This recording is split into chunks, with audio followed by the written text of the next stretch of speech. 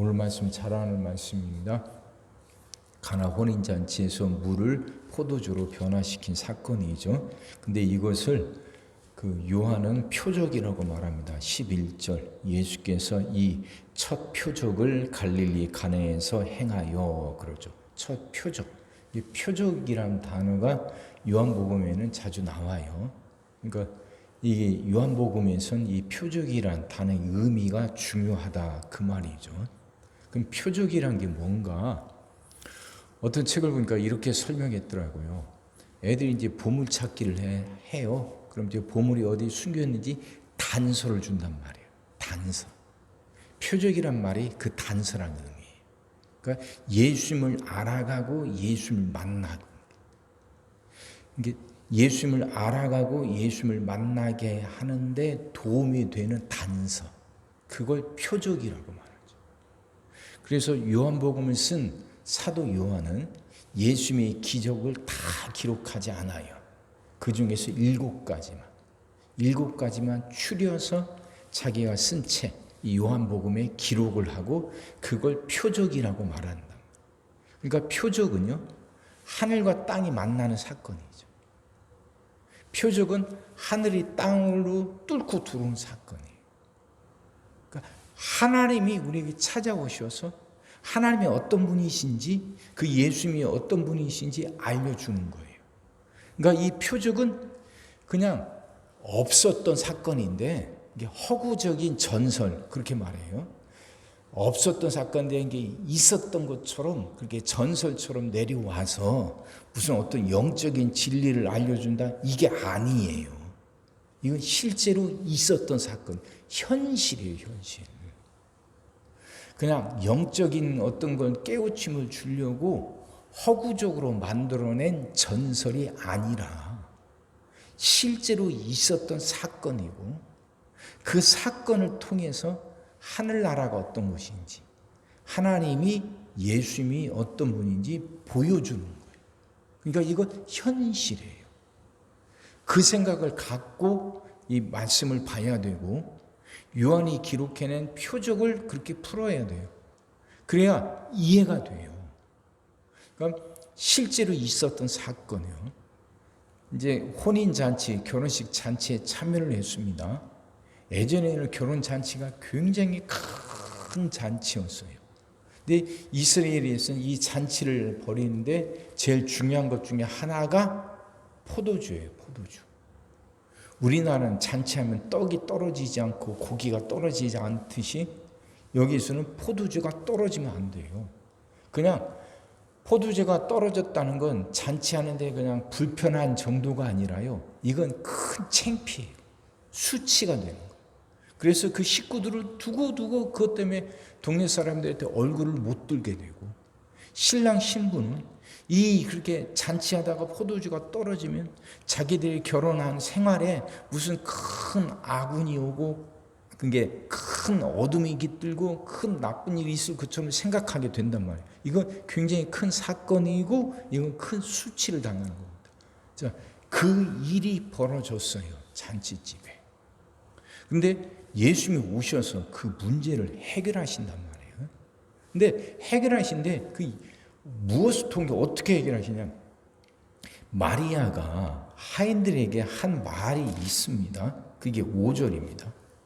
그의 어머니가 하인들에게 이르되 너희에게 무슨 말씀을 하시든지 그대로 하라 하니라 이래.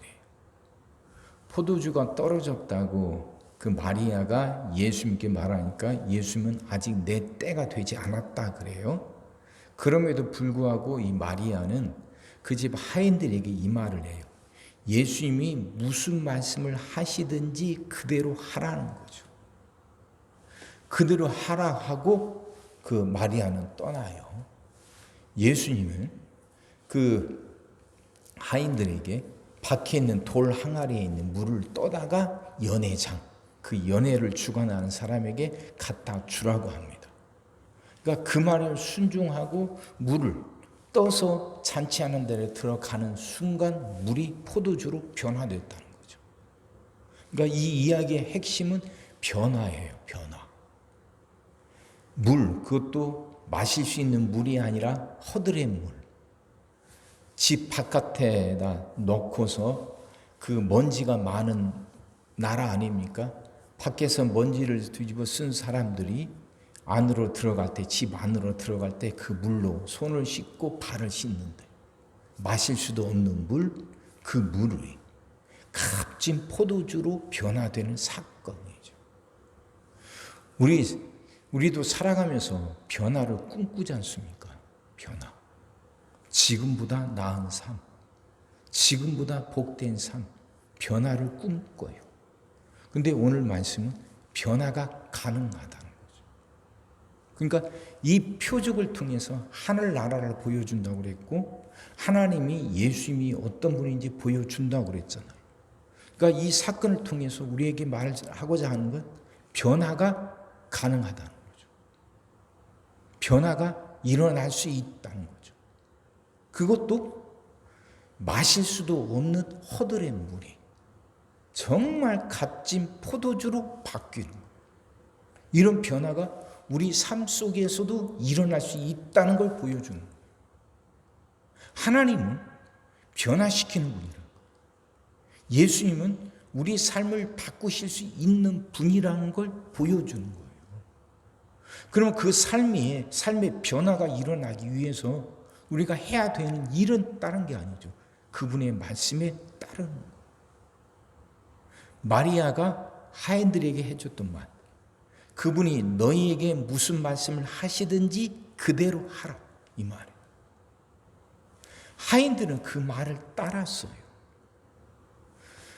그래서 지금 포도주가 없어서 지금 낭패인데, 그 잔치하는 자리에, 낭패가 된 그 자리에 마실 수도 없는 물을 떠서 들고 가라는 예수님의 명령. 이해가 안 되잖아요. 그럼 비상식적이고 비합리적이잖아요.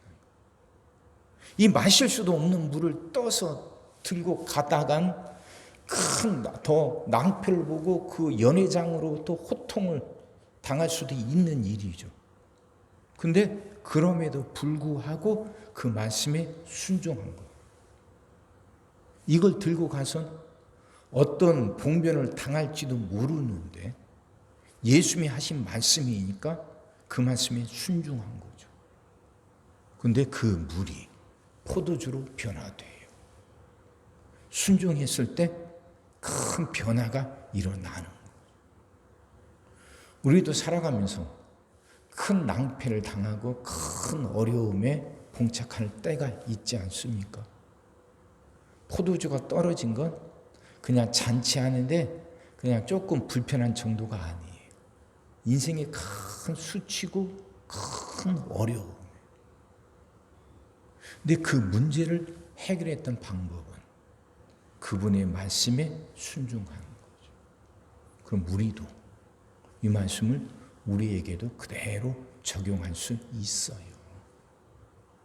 살아가면서 어려움을 당할 때 그 어려움을 해결할 수 있는 분이 계시다는 걸 믿는 거죠. 이 잔치집의 문제를 해결해 주신 예수님이 내 문제도 해결해 주실 수 있음을 믿는 것이고, 그 문제가 해결되게 하기 위해서 나는 그분의 말씀에 순종하는 거죠. 그럴 때 우리 삶에도 변화가 일어난다 하는 겁니다. 문제가 생기면 그걸 해결할 수 있는 방법이 있습니다. 그 방법은 다른 게 아니에요. 그분의 말씀에 순종하는 거예요. 그럼 그렇게 살아갑시다. 순종합시다. 그 은혜가 이런 거 제 안에 넘치게 되기를 주의 이름으로 축원합니다. 기도하겠습니다. 사랑의 주님, 말씀이 이해가 되게 하시고 깨달아지게 하시고 은혜가 되게 하여 주옵소서. 하나님, 우리들도 변화를 꿈꿉니다. 지금보다 나은 생, 지금보다 복된 삶을 살아가기를 꿈꾸고 소망합니다. 우리가 가지고 있는 그 문제들, 어려움들이 해결되기를 소망합니다. 하나님은 우리의 이 소망을 해결해 주실 수 있는 분임을 믿습니다. 하나님은 우리를 그렇게 변화시켜 주실 수 있는 분임을 믿습니다. 허들한 물이 값진 포도주로 변화되듯 주님이 우리 삶을 변화시킬 수 있음을 분명히 믿게 하여 주옵시고 그 주님의 말씀에 순종할 수 있는 우리들 되게 하여 주옵소서. 참으로 이 말씀대로 살아갈 수 있도록 하나님 우리에게 은혜를 더하여 주옵시고 믿음을 더하여 주옵소서. 우리 생각으로 이해가 되지 않아도 하나님의 말씀이라면 순종할 수 있는 용기와 믿음을 우리에게 더하여 주시옵소서. 오늘도 우리 모든 성도들 위해 기도합니다. 한 사람 한 가정 빠짐없이 일일이 찾아가셔서 오늘도 함께 하시고 은혜 내려 주옵소서. 그래서 가정들이 다 평안하게 하시고 생업이 형통하게 하여 주시옵시고 문제들이 해결받게 하여 주옵소서. 우리 자녀들을 축복하시고 앞길을 열어 주옵소서. 우리 자녀들이 하나님을 사랑하게 하시고 말씀을 지키게 하시며 하나님께 영광 돌리는 일꾼들로 살아가게 하여 주옵소서. 성도들이 질병을 이겨내고 물질 어려움을 극복하고 수많은 문제들을 해결하며 살아가는 그 새날을 살아가게 하여 주옵시고 교회 안에서는 예배가 살아나 빈자리가 가득 채워지며 언제나 생명의 역사가 일어나는 새날이 오게 하여 주옵소서. 오늘 하루도 모든 성도들 눈동자처럼 지키시고 복된 길로 인도하여 주옵소서. 믿사옵고 예수님의 이름으로 기도하옵나이다. 아멘.